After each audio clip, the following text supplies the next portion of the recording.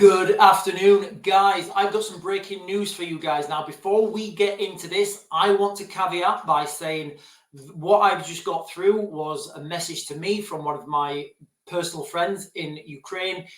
What he said to me, and this is unconfirmed, but I kind of trust him, and the information he's given me previously, it's always 90% of the time it comes out and it's right. So what he's told me is that it's looking like the British Stormshadow missiles are going to be used to strike targets inside Russia.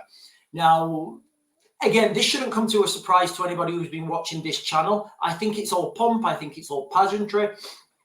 But what we can, and again, guys, I really need to caveat this. This is not confirmed. This is from my friend. This is word of mouth, but he's in Ukraine. He's got his ear to the ground and he understands what's happening. But as far as they're concerned, as far as he's concerned, British Stormshadow missiles at some point very soon are going to be used in Russia to strike targets in Russia. So this comes off the back of Antony Blinken, the US, the US Foreign Secretary or something, him saying that the Iranians are now supplying Russia with long-range missiles. Guys, for anyone who thinks that there's a peace deal that can be made here, for anyone who thinks that this is not going to get out of control, and for anyone who thinks this is not leading to a global war of an industrial scale, and I'm talking like a Megadeth event, where you're going to see the restructuring of the world, and maybe it'll be a better place when all this is over. Maybe this will be the final conflict, and we won't have any conflicts after this. Maybe we just will. Maybe because we have the eyes in front of our head. That means we're predators, we're engineers, pioneers, we're apex predators. That's maybe just what we do. I don't know, but what I can tell you is, these things are escalating. The war in Ukraine is not going anywhere, and it's just getting worse. So I'm going to speculate now on the intended use of these systems. So what do we know? Well, in fact, do we do the map now? Should we do the map now? No, we'll not do the map now. So I'll come on to the map, guys, and we'll show you the situation in the east and the progression that the Russians are making towards Pokrovsk. Now, you've got this two-pronged attack at the moment whereby the Russians are pushing in the east towards Pokrovsk, and you've got the Ukrainians pushing into Russia in and around this area of Kursk. It's very difficult to find out where the Ukrainians actually are in Kursk. Obviously, this is a massive security not issue, but there's a massive amount of operational security in that region.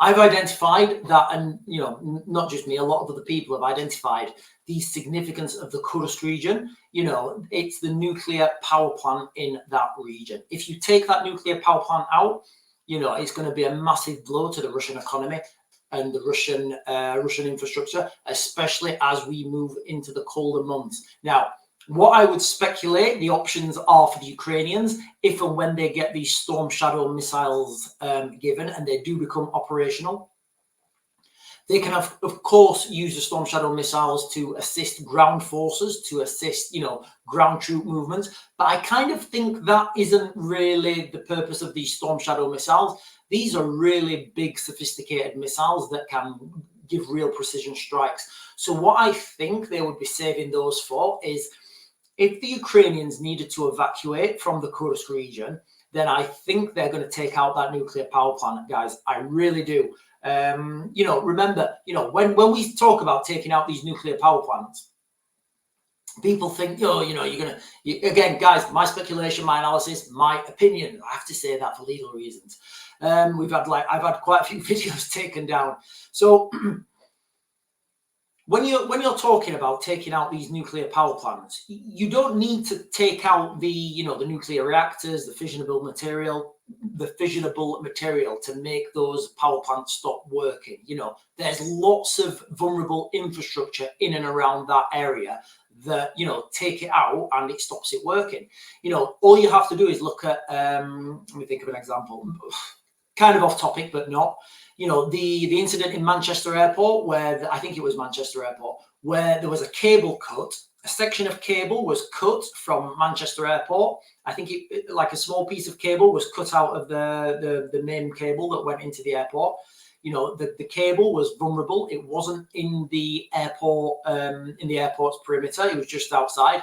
And potential saboteurs managed to get in there and cut that cable. That had massive effects to the airport. Now, you will have similar systems in and around the Kursk nuclear power plant. So while, yes, the nuclear power plant, nobody wants a nuclear disaster, I think it's quite feasible for the Ukrainians to be able to take that nuclear power plant out in the context of stop it working without causing a nuclear disaster. Obviously, the better goal for the Ukrainians would be to take control of that area. Obviously, the Russians know this. Now, the Russians are being stockpiled as we speak with Iranian long-range missiles. I think, and it's my speculation, that Putin is going to do a mass blitzkrieg attack on Ukraine. Why? There's been no significant retaliation for the incursion into Russia. I say incursion. For the invasion. Guys, it's absolutely wild that we're saying this. There's been no significant retaliation for the Ukrainians' invasion of Russia. Now, you can argue that the Russians are seeing this as a double-edged weapon, a double-edged sword, by the context that the Ukrainians have invested a lot of manpower, a lot of materials, a lot of machinery into that region to hold it. And that manpower, you know, is not able to defend other parts of Ukraine. And then obviously other parts of Ukraine are being left light, for want of a better phrase. So that's what I think is going to happen with these Stormshadow missiles, guys. You know, I think they're going to be used for strategic targets, longer range targets. And again, it's kind of a non-development. I say non-development, it's a huge development. But what I'm saying is the Ukrainians are already doing this with their drone program. The Ukrainians' drone programs is, you know, it's beyond what we have in the West, you know, because they don't have red tape. They don't have vast levels of bureaucracy. They don't have spending checks put on them. They don't have airspace restrictions that stop them testing and test firing their systems. You know, when the Ukrainians build a system, they can go straight away test it out on a Russian tank. You don't get much better than that as a training aid. So where there's a lot of talk in the media about, you know, Ukrainians are taking Western weapons. I think very soon, guys, we're going to be taking Ukrainian weapons because it seems like they are pushing this new technology forwards a lot further than we can get. So when I was in the military, you was taught how to take a tank out, and you always go from a top attack. Now, a top attack, because the armor is the thinnest on the top, it just has to be. So, for example, your Javelin missile, it would leave the launcher, it will go up, and then it will come down, and it would try and get a top attack. You can change the mode to a direct attack if that doesn't work, but that's the best case scenario. Now, what the Ukrainians are finding is they're doing like side attack. So they understand that they can't totally destroy these tanks, but what they can do really effectively is take out the smaller... They can't do. She's just done. Sorry, guys.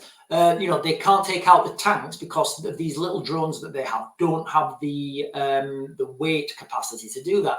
But what they can do, they can take out the tracks, they can take out the optics, they can take out the sensors on the outside of the tank. You know, which would essentially leave that tank vulnerable. So whereas normally it would be a top attack, now the Ukrainian drones, these little quadcopters with maybe a kilo, 2 kilos, 3 kilos. 3 kilo charge, they come around to the side and they aim for the tracks. Once you've taken this track down, the tank's vulnerable, it can't move, then you can bring in your mortars, then you can bring in your mortars, then you can bring in your artillery on that system because it's immobilized. So that's, you know, that's the way that war's going. Guys, the war in the east, the way the Russians are pushing towards Pokrovsk, they're making, I'll just quickly, have I got it up? Yeah, I'll quickly share this real quick. Warm up. So let's go back. So we're on the 11th today, guys. So this was the obviously this will update on the 11th on the 12th. So this is what's happened yesterday. So this was yesterday. This was the 9th, then the 10th. Not much movement, I agree. Only a little bit of movement, but it is still movement. If you go right back on this map till from the beginning of last month, it's just pushing forwards. There's no Ukrainian pushback. The Ukrainians don't seem to be able to push them back in this region. Here, Guys, if you can see that region there, I don't know what's in that region. It looks like they're doing a pincer movement from the south and from the north here to isolate whatever's in this region. I don't know what's there. I'm just speculating. You know, I think there's something there. They're doing a pincer movement, and they will, this area here, it will be isolated and it will eventually fall. Here, they're pushing towards Pokrovsk. They're only like 10.6 kilometers away from that region now. So that is well within artillery fire, well within mortar range fire. Mortar range, you know, you can use the rifle barrel and you've got like a 13-kilometer range. So that's what's happening in the east of Ukraine. And we have not yet seen a significant, should I use the word revenge? We have not yet seen a significant revenge strike from the Russians for the Ukrainians invading Russia.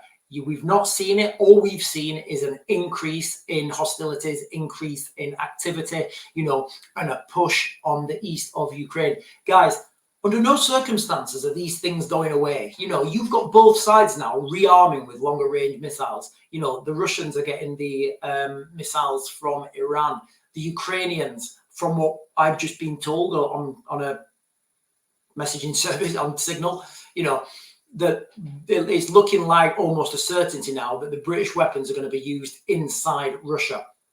Again, I'm not sure of the relevancy of this, and I'm not sure how this is going to change the conflict in general, but it's going to be a big escalation, and it's going to be a big footstep for the United Kingdom. Because, guys, what do we know? From yesterday's video, we talked about the oil in the Falklands, and we said as soon as Russia gives Argentina long-range missiles, he's going to attack the Falklands, you know, and all this is pushing towards it. And if you look back, you can see this like chess pieces on a board. Okay, you've got, for you guys actually, you've got up here, you've got Ukraine and this long-range missile system. So the British are giving long-range strike capability to the Ukrainians. So the Russians, all right, okay, Britain, we will take your oil now. Thank you very much. Millie, Argentina, take long-range missile, destroy capitalist pig on Falkland Islands. You know, and that's how it's going to go, because we know the infrastructure is already there. It's already set up. The sales is already there. You know, that oil in the Falklands is going to dictate everything. Well, it's not the Falklands, it's in the British Antarctic Territory. You know, that's going to dictate everything. So while we're all doing this pomp and, you know, this pomp and pageantry, you know, take a look back and we can look at this whole situation holistically. Guys, all these roads now, you know, with the cost of living crisis, the winter fuel payments, the cold winter that's coming. I just went upstairs, guys, and honestly, I'm thinking about, you know, I think we're going to have to start turning our heating on. You know, all these things are going to add to, they're going to add to misery, suffering, food shortages, poverty, famine, starvation. Guys, nothing good is coming. It's all, guys, and we're heading towards that crescendo. Anyway, guys, I'm just going to leave you on that. Guys, if you've not seen my meme, in fact, let me see if I can share this meme with you. Quickly, where is it? Hang on, guys. Bear with me. Is it that one? I don't know how to do it. Guys, I'm relatively new to X. I don't know how to do it. Hang on. Click. Oh, yeah, here we are. Hang on, guys, bear with me. It's worth it. And if you're here already, guys, and you've not subscribed, please go and click the buttons down below. Here we are, guys. Here we are. It's coming.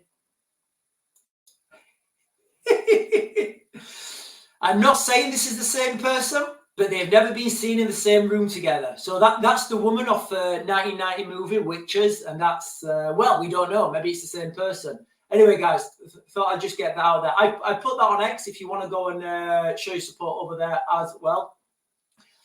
Anyway, guys, I'm going to back to grid and I'll get you guys another video later.